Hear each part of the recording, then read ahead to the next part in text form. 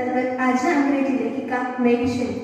મેરી શેલી એ વિશ્વ સાહિત્યમાં એક પ્રખ્યાત અંગ્રેજી લેખિકા અને નવલકથાકાર હતા, જેમણે પોતાની કૃતિઓ દ્વારા સાહિત્યના ઇતિહાસમાં એક અનોખું સ્થાન મેળવ્યું છે।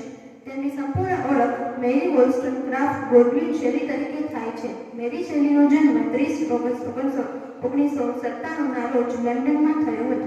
તેમના પિતા વિખ્યાત તત્વચિંતક વિલિયમ ગોડવિન અને માતા સ્ત્રી અધિકારવાદી લેખિકા મેરી વોલસ્ટોનક્રાફ્ટ હતા, જેનાથી તેમને બાળપણથી જ આબેહૂબ બૌદ્ધિક વાતાવરણ મળ્યું હતું। મેરી શેલીની સૌથી લોકપ્રિય કૃતિ ફ્રેન્કેનસ્ટાઇન છે, જે 1818માં પ્રકાશિત થઈ હતી। આ નવલકથા વિજ્ઞાન, પ્રકૃતિ અને નૈતિકતાના જટિલ પ્રશ્નોનું સંમિશ્રણ છે।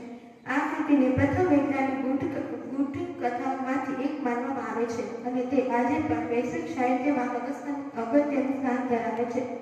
મેરી શેલીના જીવનમાં ઘણી મુશ્કેલીઓ આવી હતી, જેમાં તેમના પતિ પ્રસિદ્ધ કવિ પર્સી બાયલી શેલીનું નિધન અને તેમના ઘણા બાળકોના અકાલે મરણનો સમાવેશ થાય છે।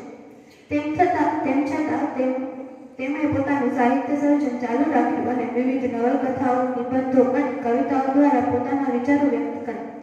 તેઓ એકમાત્ર શ્રેષ્ઠ લેખિકા જ ન હતા, પણ એક સંવેદનશીલ માનવી હતા, જેઓએ જીવનના પ્રત્યેક તબક્કે સૂરજપ્રકાશ જેવા ઉદાર વિચારો રજૂ કર્યા।